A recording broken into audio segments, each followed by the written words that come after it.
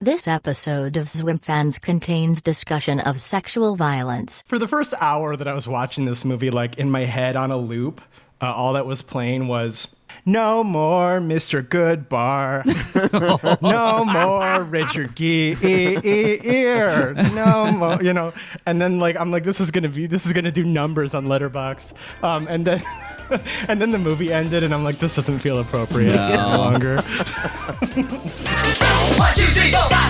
Hello and welcome to Swim Fans. This is your most musical erotic thriller podcast that there is online. I am your co-host, Richard Gere's heterosexual jockstrap. I'm Josh McKenzie. I'm Craig, Richard Gere's homosexual jockstrap. Neeson. Fuck. I'm Richard Gere's gender-neutral jockstrap, Alex Hawking. This week on the pod, we are talking 1977 Richard Brooks film, Looking for Mr. Goodbar. Just do it.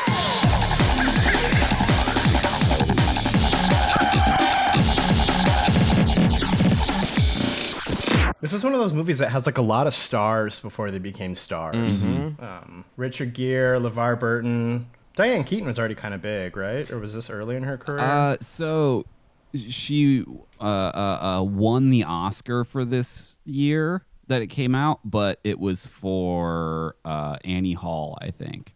Oh, okay. So she wasn't nominated for this, but she was nominated for that. I forgot that was her and Annie Hall. Oh, Tom Berenger is in this as well. Anyway, so if you haven't seen Looking for Mr. Goodbar, this is like a character study movie. The main character, her name is Teresa. She is a daughter of like a Catholic family. And right up at the start, we have her father, who's this sort of overbearing.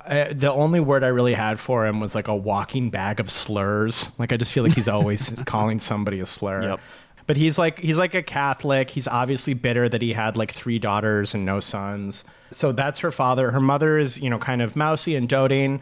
And then she has a couple sisters. She has a sister who isn't in the movie so much, but her other sister, Catherine, is quite important. So just to set up her family, Catherine is... she's beautiful, she's blonde, and at the sort of beginning, middle of the movie, she marries a rich man who buys like an apartment building that Teresa is allowed to move into. Okay, so that's her family of import. But at the start of the movie, Teresa is a young woman who has graduated from a teaching program for deaf children in New York. When she was younger, she had like a very severe scoliosis issue, so she's quite insecure about like the scar on her back from it. The final important thing is that she is a precocious, intelligent young woman, and she's having an affair with her professor. So she obviously is quite in love with this professor, and they go back and forth. But he is not in love with her. This is just a fling for him. So eventually he kind of breaks it off. Teresa, wanting to sort of be rid of her like overbearing parents and wanting to be her own woman. She's young, she's beautiful, she's in the city. She wants to meet men. She wants to have her own life. So she graduates from her program. She gets a job teaching deaf children, and she has this apartment, as I said, in the building that her sister's new husband has bought. So the rest of the movie is Teresa's sort of struggles with herself, and most importantly with the strange assortment of men she meets in the city. The first one is a man named Tony, played by a very young Richard Gere.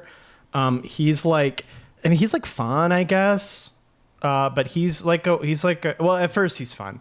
But he's like this sort of Lothario type. Like he's very smooth in terms of sort of wooing women. He is a hustler and a drug dealer, so he's quite exciting. And right when they meet, Teresa's like crazy about him, but Tony, of course, isn't wanting to like date. Right? He's just about the hookup. He's just about like having fun. And then pretty soon into the job as well, pretty soon when she begins her job, she meets another man named James. So James is sort of like the opposite. He's very like put together. He's very like respectable on the outside. Teresa actually introduces James to her family, and her family love him, right? He's Catholic, okay? He has a job, and it's really those two things that they like. So but the problem with James is that Teresa finds him extremely like tedious and tiresome. Like he's very into like traditional roles, and he doesn't like make any moves on her, much to her consternation. There's one line where she's like, we've been on like 5 dates and you haven't even tried to kiss me yet. James is really into her. And although he seems considerate up front, Teresa finds him quite stuffy and boring. So for the bulk of the movie, she's sort of between these two guys. At one point, Teresa gets into like doing cocaine.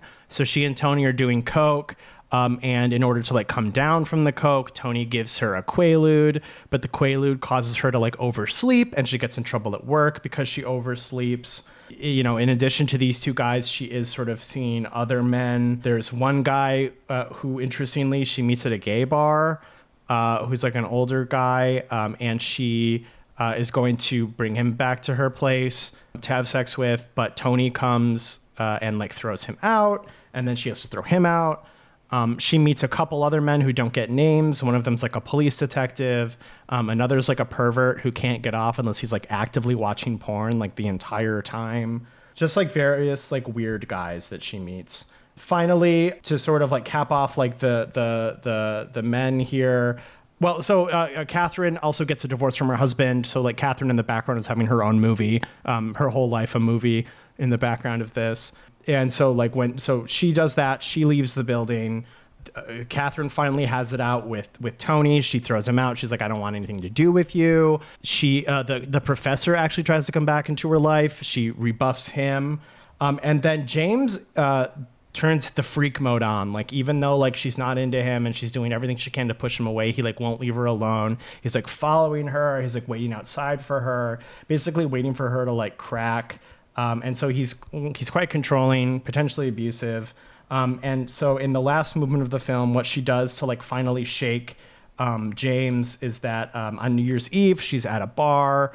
She meets a young guy who we see, but Teresa doesn't see, sort of leaves his gay lover in like a closeted way. I feel like there was a different way to be closeted in the 70s.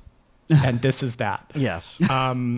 So he's very 1970s closeted, right? So he leaves his gay lover and he goes to the bar. Teresa's like, hey, pretend to be talking to me.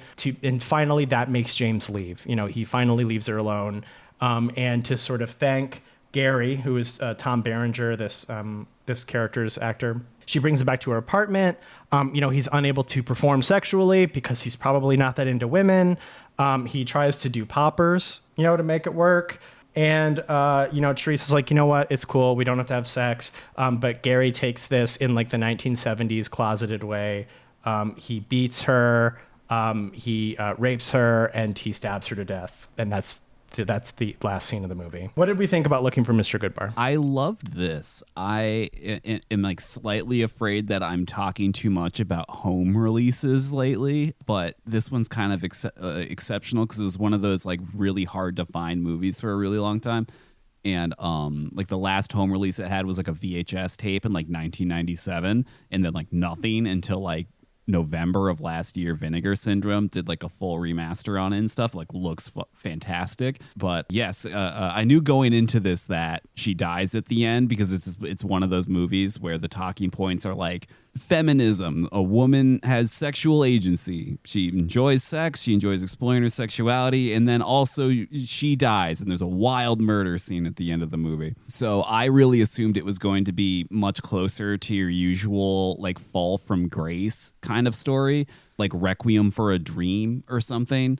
I have like some kind of problem with movies like that, especially Requiem for a Dream, is that like even for all of its like MTV early Aronofsky edge, it's like pretty moralizing too. It kind of just kind of shakes out to drugs are bad, don't do heroin or whatever. Like it feels really basic. But what I really liked about Looking for Mr. Goodbar is that it goes like into her repression and stuff. It goes into her like desires, her fantasies, and like her pretty realistic dynamics she has with like different kinds of shitty guys who mostly just control what she does or like attempt to control what she does. Like she escapes repression and she just finds more of the same, like people trying to like not see her for who she is, but for who they want her to be. And that works because when it does explode into violence, like it makes a lot more sense that like the dominoes kind of fall in the way that they do rather than like, you know, like blaming her for it or something. Yeah, this rules. Though it's like an actual psychological thriller that's like a character study about a woman's psychology that gets thrilling, and it's not like, you know, like this serial killer fucking has weird eyeballs, so he collects eyeballs, and he's gay. No shade to that though. If you're a serial killer with weird eyes and you collect eyeballs, I'll watch that movie. I will too. Alex, it won't get a higher star rating than this one. Alex, way to alienate our audience. Come on. Of eyeball fetishists. Well done. But yeah, this is really great. Yeah, I mean, this movie is fantastic. I mean, it truly is what's the term that's used in Arrested Development? It's some mild treason. It's a mild masterpiece. It truly is a movie that makes one feel disgusting. However, which if you can like separate those two, you can like take the ick out of the experience. You're left with a movie that is fucking phenomenal. You know, beginning with the kind of cinematography and the editing. You know, it has this amazing grain, this like crazy grain. Really, really interested in showing us color and bokeh and all these amazing textures of like living in the city, different, all sorts of different locale. So I mean, the film is like a feast for the eyes. And one of the things that initially caught me, I'm like, wow, this editing is really sloppy. First 15 minutes, I'm like, it is just cutting. It is cutting. And I'm like, no, like the way this film cuts is you're given like a sequence, and she'll have an experience with a man usually, and it'll just fucking cut. And it's like a brutish type of cutting where, there's something to be said for like a quick, deliberate cut, but it feels like the wires being the kind of electricity is being pulled out of the film, and suddenly she's in a new situation. And at first I didn't like it, and I was like, oh wait. But once the rhythm it started sustaining the rhythm of these like really brutal cuts, I was like, oh, I get it. I get what you're doing here, because it really in this movie's runtime, which is just over 2 hours, it crams in so much. It's able to cover so much territory. And I think that's the film's ultimate aim, is to give you the view, the kind of terrain of what this woman's experience of the world is. And again, it, like Alex said, this isn't a moralizing film. This isn't a film that's punishing a woman for finding sexual freedom. It is, however, showing you this kind of this era, and it's saying the sexual liberation movement has ultimately failed because a woman essentially is notionally like free insofar as one can be free to kind of pursue again like a life that she wants that's outside of the tyranny of her father, but then it's also like, but what if the world disallowed that? what if like the violence of men kind of inherent to all of them, which is infinitely prismatic. And I watched this on the heels of watching a friend of the pod, Infinite Snow Productions, Man Bad horror essay. And I have a little bit to say about that later. But all that to say, like the film takes this idea of a woman like trying to like find herself and finding joy in the world, doing drugs, having sex, and also teaching. She's finding joy and this ability of hers to reach children. It's like full rounded character that's allowed to be, kind of idiosyncratic and to make mistakes, and to kind of course correct and, and judge herself and all the sorts of things that like a really well written character does. But it's presenting you this world that is similarly like very well fleshed out, where there are dangers where you don't anticipate there are dangers. There are barbs and knives and tripwires where you would not expect them to be. And you see a woman like the main character here, Keaton, navigating the terrain. It's horrifying. It's alternately that's the thing about the film, is that it's funny. It's manic. It's grounded, but also there are like literal dream sequences where she's imagining situations of being punished for her behavior, mostly, while also giving you one of the darkest, like most savage endings that a film that ultimately feels like very light and airy could possibly like deliver. I think it's such a successful construction. I was bewitched by it. Even as brutal as the ending was, I was like, oh, this is like maybe the only way it could end. This is remarkable. When I went to Letterboxd to like fucking log it, I was like, why has no one seen this? And I guess that goes to Alex's point, is that it has a very limited release and only recently had life breathed back into it. But my God, like how did I not know about this movie? Like, it's crazy. This is like a legit like fucking masterpiece. Incredible. Yeah, so I want to start by saying that I really liked this movie. I liked everything about this movie. I like the acting. I like how it looks. I like it. I rated this very high. I think this is stupendous. I did find the movie kind of moralizing. I say that with like caveats. Like, I don't think it's like Forrest Gump, right? Right.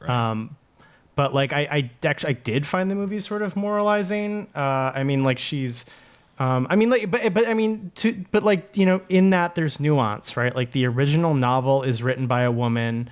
The movie is written and directed by a man. But like, I mean, not to say that women can't also do misogyny or whatever. But I did find the movie kind of moralizing. But I think it's interesting in its moralizing, because yeah, I agree with what you both said, that like I don't think the movie is like judging her necessarily for her choices, in the way that like Forrest Gump said, oh, if you become a liberal, you're gonna get AIDS. Right. And die instantly. Like there is nuance to it, but I did think, I mean, like I do think it kind of punishes her for wanting to be like an independent woman. Like essentially, the movie's like, yeah, I mean, your dad, is a mean man. And he often neglects to include his sister, who had scoliosis like his daughter does. And he only cares about his brothers. He wishes he had sons. He's an asshole. Like I said, he's a walking bag of slurs. But I also think the movie's kind of like, damn, you should have just did that. You should have. Obviously, it's not giving you the right option, because the respectable option, like James, he's also a freak. Right. So there's nuance to the moralizing, because I think the movie, more than being a morality play, is about why a woman would choose the bear. You know what I mean? Why a woman would choose to be alone in the woods with a bear and not a human man, if you have to choose between the two, because men are scary, and I think one of you said fractalizing, like there's infinite ways for men to be scary, which is illustrated very well in this film. There's so many weird guys in the movie, but I mean, so like I do think at the end of the day, the movie's more about this sort of, which we see sometimes on this show, is like the mundane horror of being a woman. We're just having to exist in the world, and wanting to do what you want to do is inherently treacherous, just because men are often predatory. But I do think there's some of that like whiff of moralizing there too. Like the movie spends a fair bit of dialogue being like, oh, I don't get feminism. Oh, are you done burning your bra yet? all this women's lib stuff where you have your own apartment, and then like all of that is proven right, and this is based on a real murder case, of course. So like it feels like a little bit of judgment, not in the text necessarily, but in sort of the presentation. So I do think that's there. I don't think it's as bad as. I don't think the movie's like a conservative mouthpiece or anything like that, but I do think there's a little bit of it there for me. But that's to say, I really love the movie. I think there is so much. I have more points about this later, but there's so much inventive filmmaking in this that is so wonderful. The last scene is so harrowing because I didn't put this in the description, but there's a strobe light going the whole time. It's very abrasive and very difficult to watch, but it works so fucking well. The last shot is so haunting. Mm-hmm. I've never seen anything like that before. All the acting was great. Like you both said, it is funny at times. There is a heartwarming quality watching her sort of like, connect with the kids that she's teaching. So there is comedy here, there is lightness here. But I think it's a pretty great movie. But yeah, I definitely did get a bit of moralizing from it. I guess when I say I don't really think it's moralizing, I mean that like I don't really think that like the alternatives presented to her other than doing what she's doing are like any better than what she's doing. It doesn't feel like the movie is like coming down on her from like straying from a moral path, because I think it pretty much makes the case that the moral path is every bit as suffocating as every man she encounters on the other path. Well, and that's what makes it not tedious, right? Like because I also enjoy seeing her like interesting ways that she's repressed and the ways that she sort of deals with that. But like, I mean, I don't know. It does sort of seem like the movie's like, man, you should have listened to asshole dad because he was right. I mean, not about the husband, obviously, or the guy he thought would be a good husband. I mean, it definitely seems like she wouldn't have had any problems. But what makes it interesting is that she as a character is so well developed that we know that it would be untenable for her to follow that advice. Right. Like it's just not. It's just not possible. And that's what makes it a movie. Right. Yeah. Rather than. Yeah, because like every like you're saying, if she were to perhaps capitulate to her father, stay at home, never leave, wilt and die there, that's like fate worse than death. Like no option is a good option. Right. She's entering the world in like this like way that's incredibly brave. It takes a lot of strength to. Even leave the home in the beginning, right? Not to mention continue to, as a woman, like exist in the world. It's like, but it's like the movie's ultimately saying like all of these options are all these kind of paths laid out in front of her, all lead to like. It's like a branching, forking road, but all of them have like a fucking like a different variant of a serial killer at the end of them. Sure. It's like the characters in some way symbolically like fated to like fall on some kind of knife, and I don't mean that literally because she is actually murdered in the end. But the paternal suffocation is a type of death. The suffocation of the good Catholic Bible boy is a type of death. Yeah. There are like knives out for her. Kind of regardless of the path, and that's kind of like the interesting, and we've all talked about it. The treachery here is that like each one presents their own particular danger that's ultimately like something that like can't be reasoned with or reckoned with. She can, and she does a really great job of like fending off and being like, the movie gives her like a tremendous amount of strength to, when the professor that she's sleeping with, when he comes back and he's got a beard and he's like, I'm Hemingway now. I'm writing a book and I'm getting divorced. Also, I love you. And she's like, she's great. She throws his line back at him. She's like, oh yeah, that's great. Love, ciao. The last thing that he says to her, I can't. What does he say? I can't have small talk or bear the company of a woman after I fucked her. And it's like, oh, Jesus Christ, Yeah. and they all have that. They all have this like kernel of like insane, pathology, like related to women. Yeah. Like the Catholic boy's like sob story about like, oh, the reason I am the way that I am is because my father beat my mother to death like in front of me, and then he's like, haha, just kidding, that never actually happened. And you're like sociopath. You're like, what? Excuse me, Yeah. what? All her path again. We're given like these options. It's Candyland, but all of them lead to fucking like death, right?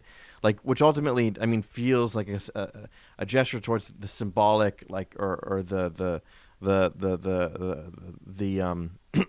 which isn't necessarily like, how do I say this? It doesn't feel like her folly so much as it feels like the world is literally like an Indiana Jones temple against her, right? Like that's, you know what I mean? Yeah. But I get it. I get yeah. it. She ultimately engages in sexuality. She engages in her in drugs and goes to bars and meets men and ultimately falls at the knife of one of them. So yeah, I mean, I totally get it. Like I absolutely get that. Yeah. Yeah. Yeah. And to be clear, I mean, the movie is much more about women being preyed upon by freaks than it is about any moralizing. But like it seems to me that there is something subtextual here that's like, if you were not the woman that you were, it would be better. Right. Because like if she could have done what is expected of women, then she wouldn't have been in this position, etc. It's obviously not a deal ruiner. I think this movie's fantastic, but like I did get a little bit. Yeah. Oh no, I totally get it. I totally get it. And yeah, I mean, I feel like the movie, again, like to speak of the character, she is born into a family that gives her. I mean, this movie's all about like original sin. That idea that like by virtue of, I mean, it's not like unsubtle about this. It literally in the text that comes out that having been born a woman is in some way a genetic curse that's been passed down, and that's like the father's shame is that like his mother had a daughter, and having a daughter and not the 4 perfect boys that he's talking about means that that daughter was essentially in some way like stillborn because of the fact of being born into that sex, right? Like that is how the character starts, and how the character is ultimately given to us is because of her sex. She is under the initially the kind of like the heel of this a tyrant, like abusive alcoholic, who seemingly like can't consider his daughter as human. And I love, sorry, I'm kind of like scattered, but the movie ultimately does give the father his moment of weepiness where he's like, the young girl was a kind soul. She was, his sister, her aunt, was so full of love, but was savagely bullied and took her own life. And and the thing is, like, he's the victim. Like he's so fucked up about it. Like, and again, like this movie giving these male characters these really like dynamic and not easy to like pin down in a kind of concrete way, like they're very, very human, where it's like it's a psychodrama that with him at the center. It's like, oh, if only like this hadn't happened to me, then I wouldn't be an abusive asshole. But the movie doesn't, and that's the thing about the way the movie brutally cuts is like, she hears his speech and he, has his cane and he fucking sits down. He's like, and she was so full of love. And, that's that moment where, in a Hallmark film or whatever, it'd be like, well, no, I see, Father, like why you're an asshole and why you've been abusing me and my sisters for our entire lives, and why our psyches are completely ruined. No, it doesn't give him that. He's a sad old man that's invented a kind of like rationale for why he's an abusive patriarch, because his beautiful angelic sister died. Yeah. Like each male character has their own kind of like axe to grind, and that axe is ultimately like a woman's fault, right? Like it's not them, though they are at the center of everything, and she exists on the periphery. It is ultimately her fault, like for their behavior. It's scary. Like it's a scary film. Sorry, I wasn't saying you were wrong, Alex. I was just saying that that wasn't supposed to be like me like shouting you down. That Right. I get what you're saying, but I don't think it's moralizing, because I think if it was moralizing, it would have to provide you with like the moral thing to do being right, and I just don't think it does that. I don't think it like talks down to you about it. Fair enough. Yeah. Yeah, and I think from that perspective, and this, not to like turn this into a whether it's moralizing or not, because I think I'm seeing both quite clearly. There's something about the other female characters that are introduced. The one that in particular is kind of lodged in my mind is the mother of one of the deaf girls, the one deaf girl that the Keaton character has taken a particular interest in.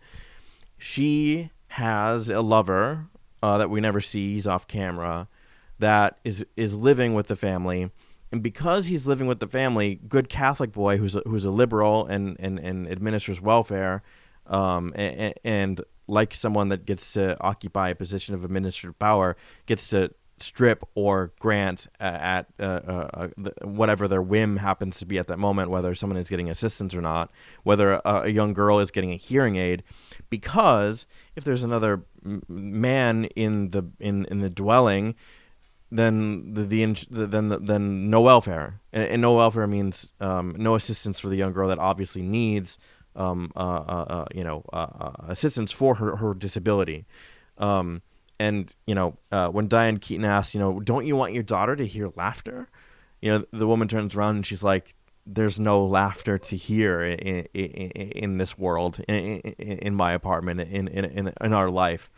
And it's interesting because the position of this man, even though he's unseen and we're not told like anything about his character, it's like the fact of him being there, the fact of a woman engaging in a relationship, already puts her at odds with the state and like the administration of like funds, right? The administration of care, of welfare, and similarly, like the sister, has developed this psyche where she seemingly is dependent on, like just like sorting through her Rolodex of men to try to fill some kind of void. She finds herself in a position where, as she says, she woke up one morning and she found herself in a sea of asses, and found herself one of the asses in the sea of asses. She, a kind of realization that, at least in her perspective, she's only ever kind of survived by virtue of being a beautiful woman. Like that's what she has of value to men, and is like kind of like disposable. Is at the kind of balancing on the edge of their fucking razor. And the same thing with the homosexual, like the repressed homosexual. Like he can't. Or sorry, different topic. Like the other sister has chosen like the path that's seemingly appropriate for the father, but she's like dead inside. She's like she is like carrying children, and she's become like she's like fallen on that sword, right? She's been crushed by the father into this very neat, compact, like housewife ideal, but she's a miserable husk of a human being. Yeah, so like the movie doesn't provide like outs, right? Like Alex said, there's no like trail of breadcrumbs that the movie gives you that suggests that there's any way like out of the situation, because the situation is like in the words I think is kind of like symbolically really important. Like when the Richard Gere character is kind of queried, like what does it do? What does cocaine do? And he's like, it makes America beautiful. And it's like, okay, yeah, I mean, and it's like, yeah, like the all these kind of like paths are, she's like fundamentally like stymied no matter her choice. So there is no path that doesn't meet resistance, if that makes sense. At least not one that the film offers the audience. Right. Or the character, Yeah. Importantly. Well, yeah, and it's and it's like the whole experience is like bespoke too, because I think I think the movie, to its benefit, has a really strong idea of who Teresa is. Like she's this, she's like a woman who like is so many things at once. Like, oh, she hates Tony because he's a complete flake and a weirdo, but she also hates James because like his traditionalness, before we see that he's a freak, his traditionalness is suffocating. And I mean, I think to some degree, like a lot of us can relate to that, right? Like it's like, oh, it's got to be wild, but not too wild, right? You get suffocated by traditionalism very easily. So like you don't even know what you want because you're a young woman, right? What the movie is, quite a bit about is like it's a risk even to try to figure out what you want, because you could be preyed upon at any minute. Yeah. Or who you are, because like I mean that's like the father's, like when she's exiting, it reminds me of the line from that Kafka story where the father essentially like curses Kafka, and Kafka throws himself off a bridge, where it's like, but more really you're a terrible person. It's like a thing that like grammatically doesn't even make sense, but like when she's walking out the door, he's like, you don't even know who you are. You're not you're not my daughter. You don't even know who you are walking at the door. And that's the thing, is like she isn't even allowed, like I mean the movie doesn't really allow her latitude to fully explore who she is before she's cut down. She can't even kind of enter the world and feel it out without again rubbing up against the worst kind of resistance. And I mean the movie also does a beautiful job of showing you through these kind of like dream sequences, which I really, really, really love. Like there's one where she's when she's young and she's a figure skater, and she's doing a really good job figure skating, and the professor that she loves is like clapping, and he's finally acknowledging her for her beauty and her for her skill and her talent, and like you get to see that. And I feel like I've also harbored those kind of fantasies where, I'll finally be seen for the thing that I am, for this person that absolutely refuses to see me. You know what I mean? Like I'll in some fantasy situation I'll be that. But the one that I really particularly, I think it gives this character so much depth is the one where she's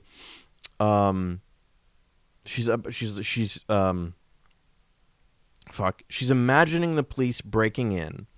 The police break in and they like supernaturally sniff out the drugs, and then she's taken in. She's broadcast on television.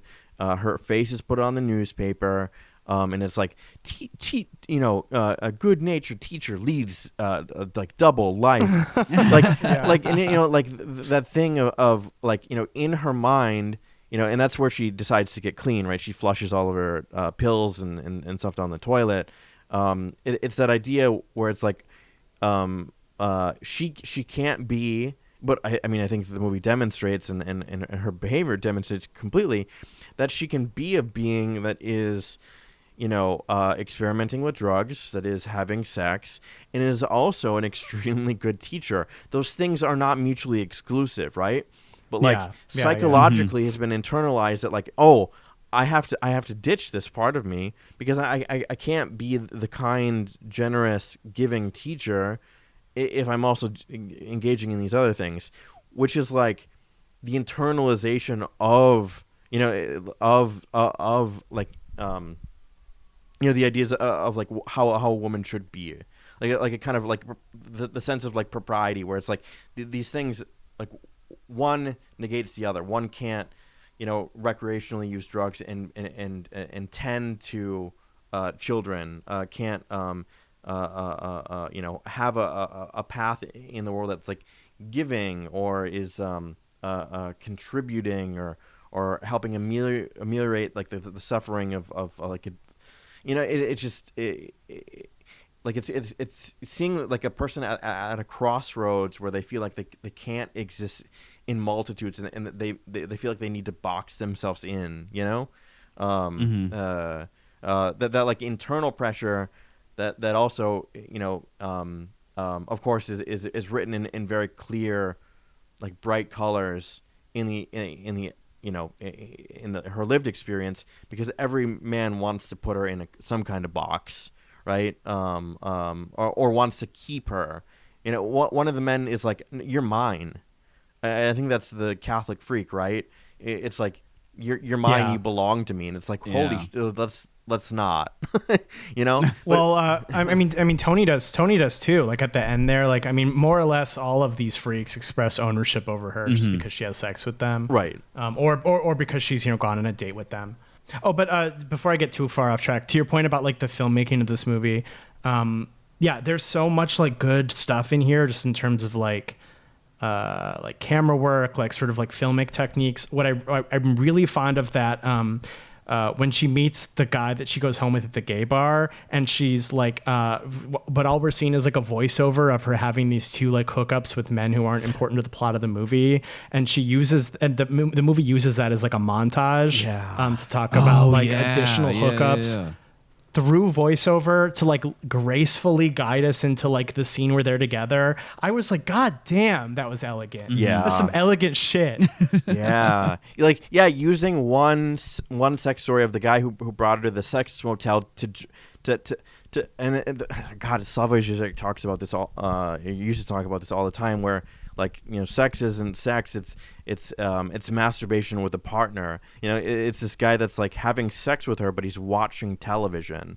But then, you're right, she's using that then as an anecdote. Can you believe what happened while she's engaging in another hookup?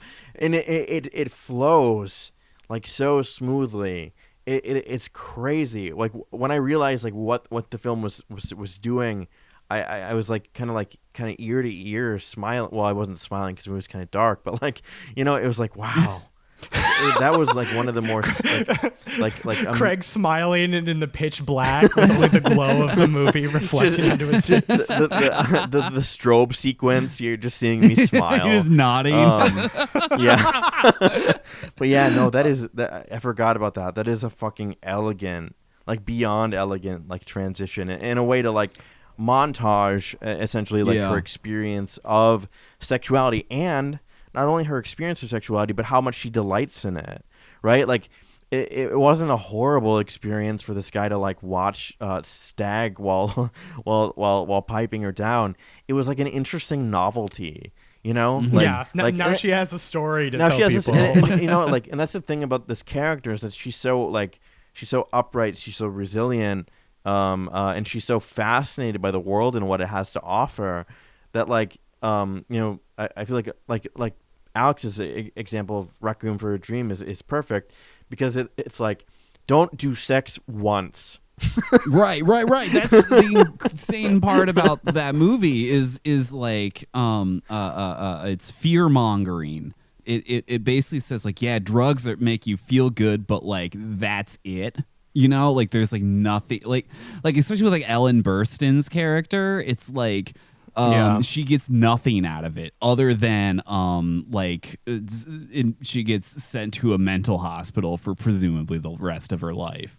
And that's the thing. That's the thing about just her, like, this character's disposition. And I think I've expressed this disposition is that, like, I think one of the reasons why I like this podcast, and I think why it brings me a lot of joy, is because I think human sexuality is infinitely interesting, and like the character also possesses that, where it's like, isn't it really like fascinating? Like, what isn't it really fascinating how this man behaved? Isn't it like infinitely prismatic, and don't you want to like palm it over and think about like how that comes to be, rather than it being like it's like, oh man, and it was awful and it traumatized me. She's a person that's experiencing the world with this kind of like openness and this generosity of spirit, where it's like, she's taking it all in, and in this way that like feels like it's like hell yeah, it's like hell yeah, and until one realizes that, like, in opening up yourself to the world, like I guess in this film's like bedrock, like sexual liberation does, it opens you up to a world of violence as well, because the world is inherently fucking violent, right? It can't you're liberated, but you're liberated in a field full of like fucking hyenas. Yeah, a liberated derogatory. Truly. This is going back a bit, sorry. But like one of the things that I really like about like that sequence and some of the other like kind of like more expressive ones is that it does have this real like embracing the world thing, but like the texture that it's embracing is like complete sleaze.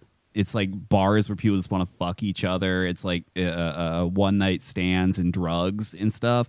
And then like she kind of just is, with the exception of the Quaalude scene, which was like, something that she didn't really, I don't think really understood what she was taking.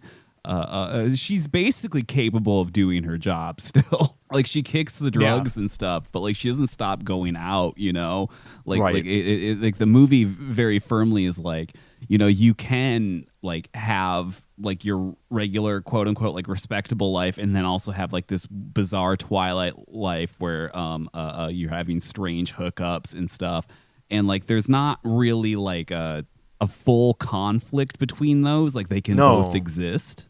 No, and that conflict, is, I think, again, really wonderfully illustrated that it exists primarily as a kind of like super ego, like societal kind of like, but you can't. Right. Like even though it doesn't exist psychically, it's very real for her, and I think it is very, and I think similarly, it's very real for a lot of people, where it's like it's Catholic guilt, baby.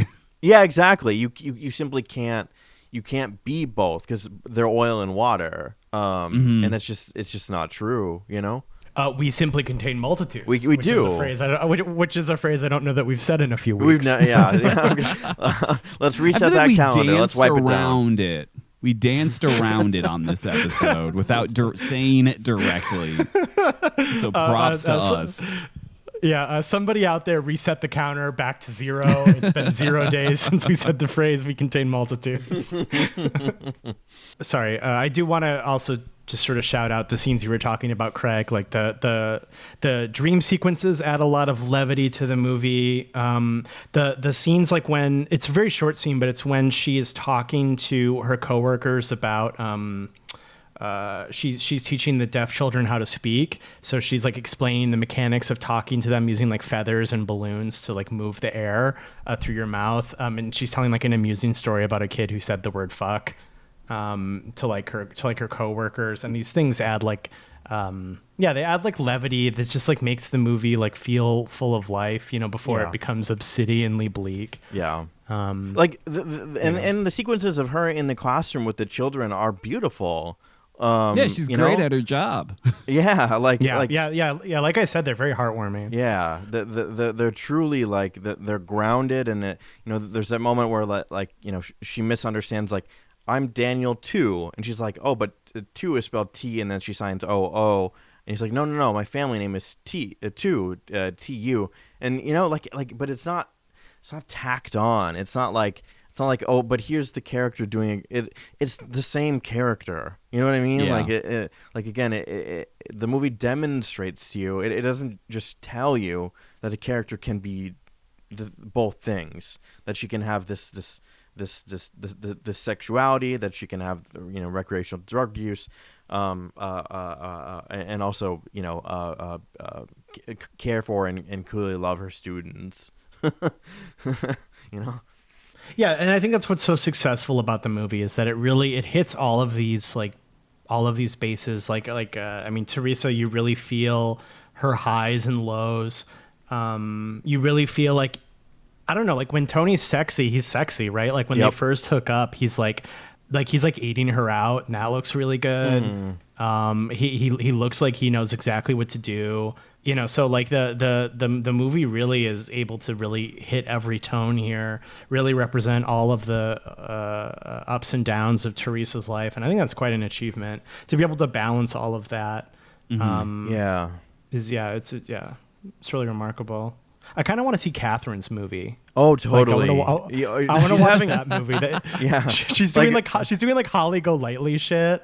She's just Puerto Rico to get an abortion, but then she calls and she's like, I'm getting married. It's like,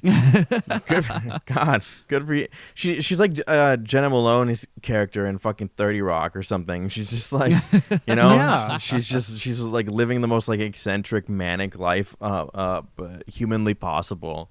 Yeah, she's like, I'm simply no longer being married to this guy. I just didn't feel like it anymore. Anyway, I'm going to a masquerade ball with a new man. And I'm like, I want to see her breakfast at Tiffany's. I love that chandelier that she has God, yeah. of the people fucking. Yeah. Oh yeah, the fuck chandelier. Yeah, that was pretty good.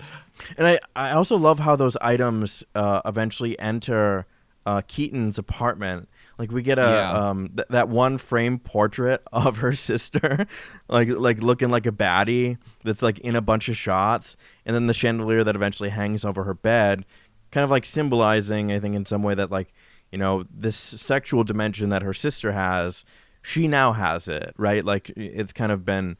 I don't know if it. Yeah, it's like it follows. Yeah, right. Pretty much. Yeah. Because she adopts all of that stuff. She moved out of the same house. She's kind of like following in those footsteps, and then she also has like that ink drawing or whatever, ink painting of like just like a murdered looking woman. And like that's in there too.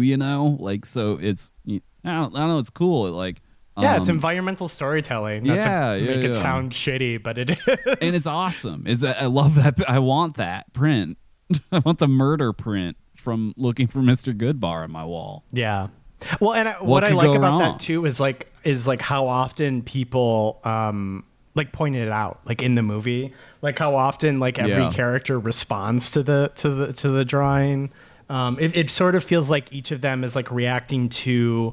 I mean, this is probably on purpose, but it feels like each of them is reacting to this side of Teresa that they either doesn't fit with like their headcanon of her or doesn't fit like what they want out of her, right? Like when the Catholic freak sees it, he sees like a sort of a hysterical woman. Like she's like she's continually pushing him away, and even after he lies to her and tells her this like depraved story to sleep with her. She's the crazy one. Tony definitely has a crack about it, but it almost seems like a visual metaphor in the scene for like this part of her that doesn't fit with their fantasy of who she is. Yeah, it's a Rorschach test for misogyny. That part, absolutely. Truly. Yeah, I don't know. There's just so much like meat here. Like this movie, what is it, like 2 hours 15? Like it's a reasonable runtime. It feels longer, complimentary. Like you just get so much of this woman's life. It's very dense. Yeah. A lot. I feel like some of that's just the 70s-ness of it all. Just movies were kind of paced slower then. Yeah. And then there's all the great kind of like flat flashback to her scoliosis treatment and montages and fantasies and stuff like that are like sprinkled in that like kind of keep things moving. So I feel like you never like stay in one place too long, but it's definitely like you have to go in with the expectation of movie from the 1970s. Yeah, like it's giving you so much like idiosyncrasy. Like I think of the scene. God, I don't know this actor's name, but he's definitely in Superfly, where he's like, how about a dime? And she gives him a literal dime. Yeah. Yeah. You know, like, and then all of that, like, you know, I guess on the page or something would feel like superfluous. Saying, no, cut that out. But it's like in some way necessary. Like that little bit of color, that little bit of like eccentricity of silliness of play, like really does contribute. And I'm told by my producer who's standing by here on set that I meant Jane Krakowski. And I meant Jenna Maroney, and I said Jenna Malone. Yeah, so my producer is correcting me. Thank you. You'll be getting a 3% raise this fiscal year. No, Craig does not have authorization to affect the budget. That will not be going into effect. Your Patreon funds do not go to Craig's assistant. Yeah, but all the color, all the shag is really because it contributes to the overall like the world. You know, it's world building at the exact same time that it's taking what appear to be detours but really are not. You know, they're a cumulative kind of like vista that really does feel like lived in and real. And like in terms of like what we've come to kind of expect or the thing that I think we're probably the most judgmental about is like, one, the soundtrack fucking slaps. It is like banger after banger. And two, the clubs and the bars feel like fucking clubs and bars. Yeah. Like that bathroom where she exchanges like coke for the first time is like appropriately sticky. Like it looks and it feels sticky. Yeah. You know, like it reminded me. It reminded me a lot of Cruising in that Oh, way. yeah. Oh, of yes. Like Yeah. capturing like a late 70s like nightlife scene. Yep. Yeah. The bars feel very, very real, very lived in. Do you guys want to know my most like perverse thought while watching this? Yes. I was like, how fucking awesome would it be to like go to a bar, okay, and know that like you don't have to know any of these people's thoughts. No, right. Okay? Yeah. And then None of them are posting. No, and then you go home and the phone is ringing because people don't have access to you whenever they want to, and you get to pick up your cute little plastic device. And like there's this shot where Teresa like is trying to find the phone, and she like picks it up and she like sits herself down on the bed and she like picks up the phone, and I was like, man, we had it so good. What did we do? Yeah. These hideous rectangles that give you brain damage were never. there was nothing wrong with the 1970s. Yeah, I was going to say Josh longs for the 1970s. Everything about it. I literally do. Okay, it was some of it was pre-HIV. Okay, sure. There was lead everywhere. All right. I mean, you could say that we're in a new 1970s right now. Right. Yeah. This is a revival, baby. But unfortunately, I still have to see posts. They're going to start putting the lead back and stuff soon enough. No, absolutely. RFK just like stopped the Narcan program, I think, or he's trying to stop the Narcan program. So overdoses are going to happen again. Great job, man. Yeah. So it's really awesome that it's the 1970s, but without any of the grit. We didn't learn anything. Right. There's no unseemliness. There's no stickiness. There's no grit or friction that's satisfying. It's simply all of the horrors, but in 4K. It's all of the horrors with none of the pleasures of the flesh or the political assassination. Exactly. Or even the anonymousness of the early internet. Right. Yeah. Right. Like, all that's gone too. Yeah. Yeah. Yeah, when you could just pick a name of a character from Gundam and that's just your name for 20 years. Yeah, that's just you, man.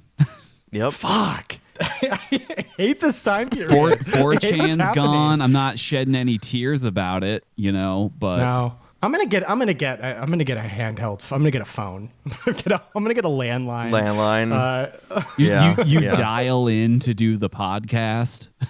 Yeah, yeah. You can hear my fucking modem the whole time. Just screeching. I was wondering if you could still get dial-up. Because you still get like a phone company to send someone out to your house to install a dial-up line. Maybe. It probably depends on location in the U.S., you know? Yeah. Yeah. Well, shockingly, internet. There are internet providers that you may not remember, but I remember, like Net Zero and Juno. Oh, I remember those guys. Yeah. Net Zero and Juno are still doing dial-up. Man. Yeah. I don't even know how they're still companies. I'm sure there's parts of the country, like U.S. is real big, where it's just like not feasible to run cable internet or whatever, and you might have to rely on like some kind of satellite thing. But like that's weird. That's almost awesome if I'm being real. Good for them. Yeah. We need to go back to 1995. Okay. We need to go back 30 years and I think we'll solve a lot of issues. I don't want to know anybody's thoughts unless I specifically ask for them over a coffee or a beer, perhaps. We need a new Kurt Cobain. New Kurt Cobain's got to kill himself. I don't know. Techno Utopia didn't turn out very well. Janet Jackson has to come back in a big way. Oh, please. We need Whitney Houston back again. Or we need to do something else. Yeah. Something else besides we this. just have to stop posting. Yeah. I think That's that is my only the thing. answer. I posted on Blue Sky about this, but it's like all those in the late 2000s, all those like fuck social media people were completely correct. All the people you're like whatever hater, they were all right. They all, of course, made Facebook pages eventually when it became clear that like you kind of just had to do that in order to have like an active social life or whatever. But I think we've honestly reached to the point where you don't need to anymore. Well, yeah, because absolutely, because that need to connect through Facebook eventually turned into a perfect vessel to warp your brain into the most reactionary shape possible. You know? They're still inventing new racism over exactly. there. No, and like I say this as a person whose like entire life I have posting to thank for. Yeah. I would not know my co-hosts, okay, if a friend of the show Addie, if I didn't post to them. Right. Okay. It's true. I only know them because of posting. So without this podcast or without posting, there would be no Swim Fans. Okay. Mm-hmm. But even still, we have to stop posting. All of society needs to stop posting. Anyway, what has posting done for movie. you lately? Yeah. The dopamine's not even there anymore. It's just the habit. Yeah. Yeah, what's the opposite of dopamine? It's what's the cortisol? It's just the cortisol generator. It's not giving you the thing that it did originally.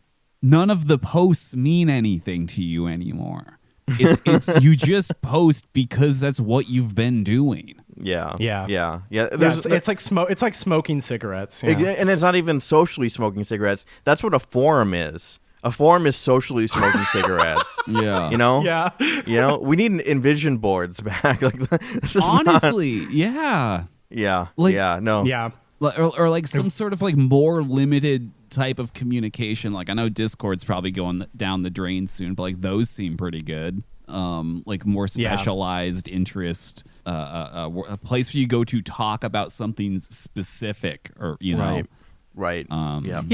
Yeah, because in my day, you join a webcomic forum, and you hate all 25 guys there. They all suck ass, but those are your 25 guys, right? Of course, yeah. You know what I mean? And now all the people you hate don't belong to anybody, so you can't even hate them in like a bespoke kind of way. Yeah, you there's no village you to back it. really into the deep like months long resentment with other posters because you're not posting anything worthwhile. They're not posting anything worthwhile. It's not like, oh, that guy who we banned made another account and he's back. Like it's just not. It's just not going to quicken the heart in the same way. Exactly. It does not No, quicken it does the not heart quicken in the the heart. same way. That is so true. Because how do you form societal bonds? It's by finding one guy who's bad at posting or a Nazi or whatever, and then you ban him from the forum or the IRC channel, and he comes back with a new handle, and then you ban him again, and everybody hates that guy because he's a Nazi or whatever. Yeah, it's just a And guy that's in how the you make village. friends. Yeah. This is one of the Yes. guys. Yeah, it really This does is the take type the of village guy idiot. online. Yeah, it takes the village idiot to create community. It's the guy that keeps trying to. Yeah, he needs a new VPN location every time. But you know immediately it's him because of his syntax and the stupid shit he's saying. Yeah. Yep. On IRC, we had a guy like in 2005 who was like a rampaging misogynist, like an early incel. And like we all hated that guy. Like the community 20 years later, of which we've gone from IRC to Discord, still makes fun of that guy 20 years later. And it keeps families together. It keeps families together. Yeah, truly. The forum I used to post on didn't have like a post limit, so one guy would just spam the same thing to just like fuck up every thread, so every thread would be like an absolute pain to get through, and he would get banned and then just remake his account over and over and over and over again. And like the thing was that like after enough times we liked the guy. he chilled long enough, and then we kind of got to know him, and it was all cool. He kept doing that, which was really fucking annoying. But like, I don't know, this is what that guy did. That's what Firebane was for, posting dots. Like, what are you gonna do? Yeah, this is what we've lost. This is what we need back. I gave this movie 4.5 stars. The three oldest people online are done ranting. I guess 4.5 stars. What are you talking about? I'm making a reel as we speak. 4.5 stars for me as well. This movie is fantastic. I highly recommend it. Yeah, 4.5. I really think that this is like so dynamic. And just a quick wrapping it back up to what I kind of said in the beginning. Infinite Snow Productions. They're kind of look into Garland's Men, and things like Last Night in Soho. Really, like, especially Men, where we're talking about how like the violence like perpetrated or that exists kind of like as tripwires in the world are often like cloaked and different and they take on different forms. And the film Men is literally like, this is an essentialized primeval force that looks exactly the same in every iteration. And it's like, no, sweetie, no. Like that's not, like that's so like weirdly reductive and essentialist that like, I feel like it's like kind of in some way dangerous. Like where this movie gives you like all the ways, all the kind of like camouflaged, hidden, soon to be revealed ways that like things can just like show themselves to you. Like the monster kind of reveals itself, not like this, like folkloric curse of a man whose face is the same everywhere. God, I hate Alex Garland. Yeah. But yeah, 4.5 stars. Good. 0 stars to Alex Garland. What's the movie he wrote the script for 28 Days Later. That was all right. That's fucking He wrote crazy. Dread. That's so crazy. Why is my man got like secret heaters? I hate that. It honestly makes it hard to hate him. well because there wasn't any radical gender in 28 Days Later. I'll stand up for Ex Machina. I thought that was pretty good. Oh, I like Ex Machina, and I like Annihilation, despite the fact that it's just him filtering one of the best contemporary science fiction novels through like his like issues with like divorce or whatever. Yeah, like no, I think there is good there, but like I really do want to push the guy like really hard. Like, like just give him like a good shove in public. Yeah. Keep that in. Actually, I had a final note. I wanted to ask you guys: is the ending of this homophobic? that a gay man just comes out and murders this girl? No, I actually like I think cruising. It's like there's a guy who's so gay he just starts killing people in like gay madness. No, because well, I mean for one, okay, so point A is that like like I said earlier, homophobia homophobia being in the closet used to hit different in the 70s.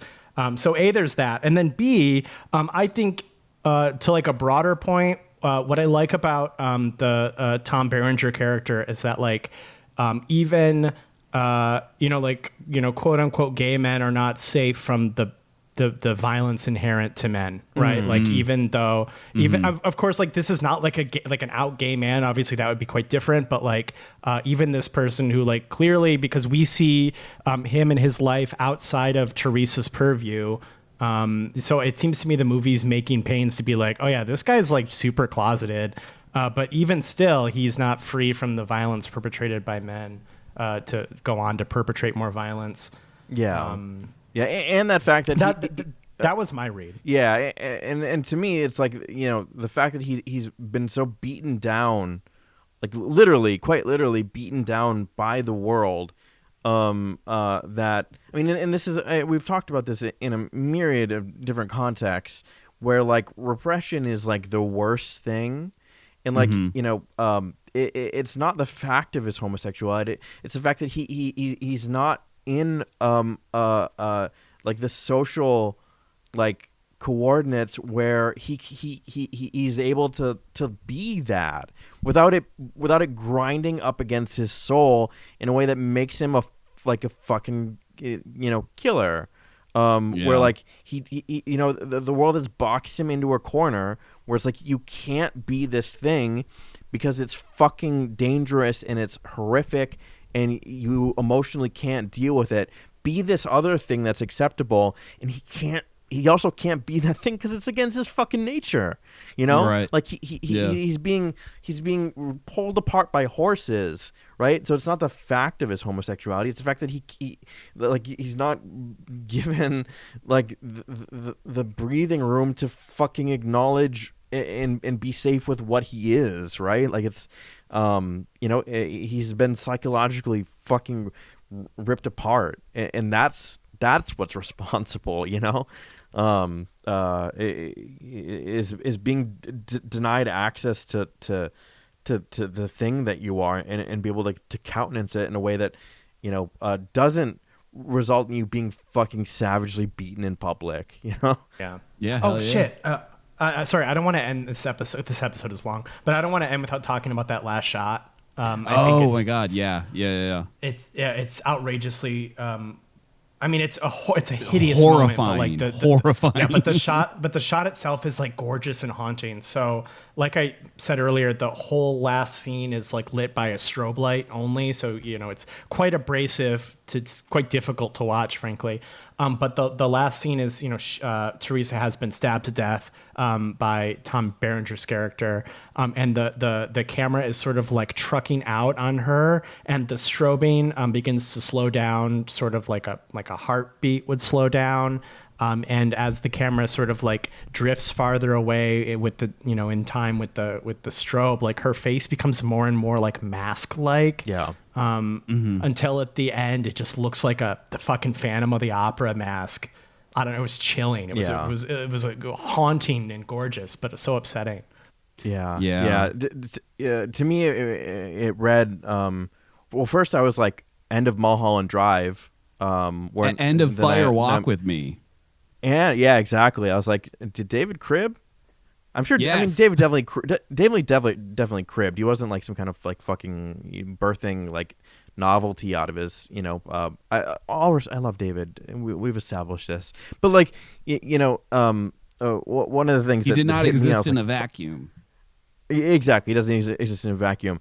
The face, yeah, like as it was receding, I was also like, I mean, Captain Howdy from Exorcist, right? Like it's death mask, and it's haunting, and it's quick, and it's fading, and it's like it's her, but it's not her. It's like soul. It's ew. There's something like I knew the movie was ending there, but I was like, oh, no, don't. This is awful. Like, Yeah. but you know what I mean? Like this, it can't end like this, can it? Is it really? And then the credits roll. And it's like, holy fuck, you know, like the huge holy fuck moment at the end. Yeah, I also love that most like there's an extended opening credit sequence with all these like really beautiful like photos of like scenes that you see later on in the movie, and it's basically the entire credits are up front. Right. It's not a full like enter the void, just drop you off a bridge or whatever, but like it the end credit roll is just the cast, and then that's it.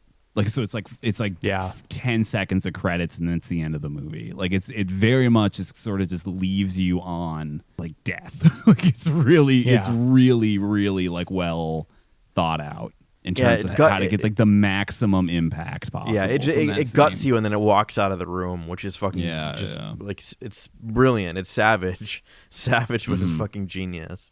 Yeah, sorry, I didn't want to end the episode without talking about that. So thank you so much for listening. Please, do we have any questions? We do not. Okay. Leave us a question, first of all. How very dare.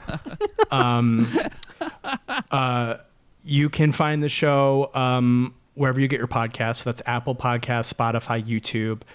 Wherever you're listening, please rate, please review, please leave a nice comment, okay? Please tell a friend, ask a question. I don't know if I've said that recently. And you can also find the show on all the social medias. That's Blue Sky, Instagram, Letterboxd, Swimfans Pod. And we are on Patreon as well. If you want to subscribe for the low price of $1 a month, you get access to the entire backlog of Patreon episodes. We have new stuff every month, sometimes more frequently. But so you get access to that. Thank you to everybody who is already a patron. And you can find me online, user Amons, AMONNS, Twitter, Instagram, Letterboxd, Blue Sky. I don't use Twitter anymore. Whatever. You can find me there if you want to. I have been watching a lot of TV. I've been watching like no movies, but I started watching The Pit. Okay. So fucking good. Yeah. Have you heard of it? I've heard of it. I haven't seen it. I've heard of it. Okay. As well. It's incredibly good. It makes me feel like I just read WebMD for an hour. I feel like I'm dying after every episode. Like House. Well, because okay, the story is like I'm only like 7 episodes in, but presumably what's happening is like each episode is like an hour in the day of this like emergency room in a Pittsburgh hospital. And of course you'll have people coming in with like, "Ow, I hurt my finger," and then like 5 minutes later they're in like critical condition, like they're on death's door. So one of the days I was watching and I had like a tummy ache, and I'm like, it's so over. So the whole show makes me feel like I'm dying, but it's really great. It's a really, really good show. It's extremely engrossing. Something I just noticed is that there's no music in the show. It's just all like hospital chatter. And in fact, there was a shot in this last episode that I watched where somebody dies, and there's like in like modern prestige drama, it's not even a prestige drama, it feels like a network TV show, but in like a modern drama like that, they have like a 1.5-minute long scene with no music and no dialogue. Like it's just silence and like the Foley of like the gurney rattling.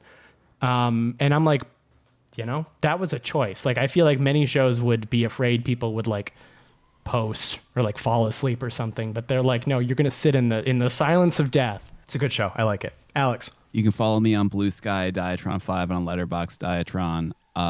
My head is burning with thoughts about the new Tim Rogers video. Do you either of you know who that is? No. He makes really long YouTube videos about video games, and he just put out one about LA Noire, and it's like not good. It's like bad. I was wondering because I like asked what you were thinking, and you're like, I have to watch it all first, and then I forgot to follow up. I did not watch all of it. I think borderline unwatchable.